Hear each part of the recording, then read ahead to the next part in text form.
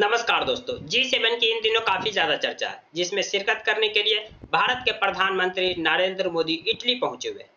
ऐसे में आज हम इस वीडियो में जानेंगे कि ये G7 क्या है और इसकी स्थापना कब हुई, किस उद्देश्य के तहत इसकी स्थापना की गई, ये किस एजेंडे के तहत काम करते हैं और इस साल का मुख्य एजेंडा क्या है। G7 की शुरुआत साल 1973 में पेरिस में फ्रांस में वित्त मंत्री और केंद्रीय बैंक गवर्नर के बैठक से हुई थी। यह बैठक उस समय की प्रमुख आर्थिक चुनौतियों जैसे तेल संकट, बढ़ती मुद्रास्फीति और ब्रेटन वुड्स प्रणाली की पतन के जवाब में बुलाई गई थी। इसके तहत सोने के मुकाबले अमेरिकी डॉलर का मूल्य तय किया गया था। बदले में अन्य वैश्विक मुद्राओं ने अपना मूल्य डॉलर से जोड़ दिया, लेकिन समय के साथ डॉलर के तय दर के मुकाबले अधिक मूल्यांकन होते देखा गया। इसीलिए विनिमय दरों के लिए एक नए तंत्र तैयार करना पड़ा और इसके लिए वैश्विक सहयोग की आवश्यकता थी।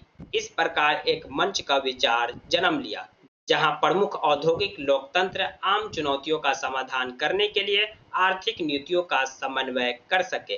पहला जी शिखर सम्मेलन फ्रांस में आयोजित किया गया था, जिसमें फ्रांस, इटली, जर्मनी, यूके और United state of America, Japan शिरकत किए थे। अगले साल कनाडा भी इसमें शामिल हुए और साल 1973 से यूरोपीय संघ भी इसमें शिरकत कर रहे हैं। साल 1998 में रूस के शामिल होने से G7 का विस्तार कर G8 कर दिया गया, लेकिन साल 2014 में क्रीमिया पर कब्जे के बाद रूस को G8 ग्रुप से निष्कासित कर दिया। पुनः यह ग्रुप G7 बन गया। अभी भी इसमें 7 कंट्री है, जिसमें इटली है, फ्रांस है, जर्मनी है, जापान है, यूएसए है और ब्रिटेन है, कनाडा है। इस साल G7 की मेजबानी इटली कर रही है। G7 के ग्रुप मेंबर हर साल बारी-बारी से इसकी अध्यक्षता करते हैं, जैसे कि G20 के भी जो ग्रुप मेंबर है, जिसमें भारत भी शामिल है, तो G20 के भी जो ग्रुप मेंबर बारी-बारी से उनकी अध्यक्षता करते हैं। पिछले साल 2023 में इसकी अध्यक्षता भारत ने की थी। चलिए हम जान लेते हैं कि G7 के इस साल के मुख्य एजेंडा क्या है। इनके एजेंडे में है रूस यूक्रेन युद्ध में रूस की जो आक्रामकता है, रूस को कैसे कंट्रोल किया जाए।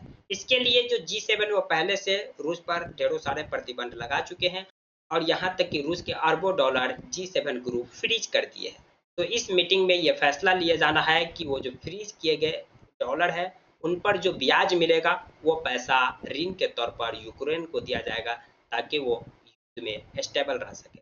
दूसरा, मध्य पूर्व संघर्ष को संबोधित करना और इनकी प्राथमिकता में शामिल है प्रवास यानी प्रवासी जो मजदूर है। इनके अलावा जलवायु परिवर्तन, खाद्य सुरक्षा, मानवता और कृत्रिम बुद्धिमत्ता यानी आर्टिफिशियल इंटेलिजेंस।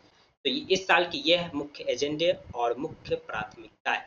दिलचस्प बात तो यह है कि G7 की लगातार प्रासंगिकता गिरती जा रही है। G7 एक समय दुनिया की 50% जीडीपी का प्रतिनिधित्व कर रहा था, वो घटकर अब 30% हो। G7 कंट्री में दुनिया की 10% जनसंख्या निवास करती है और दुनिया की दो बड़ी इकोनॉमी भारत और चीन कभी भी G7 का मेंबर नहीं बना। यह भी G7 की जो प्रासंगिकता गिर रही है, इसका एक बड़ा कारण है। जानकारी पसंद आई तो प्लीज वीडियो को लाइक कर दीजिए, चैनल को सब्सक्राइब कर दीजिए। अगर आप हमें फेसबुक पेज पर देख रहे हैं तो फेसबुक पेज को फॉलो करना न भूलें। Thank you for watching.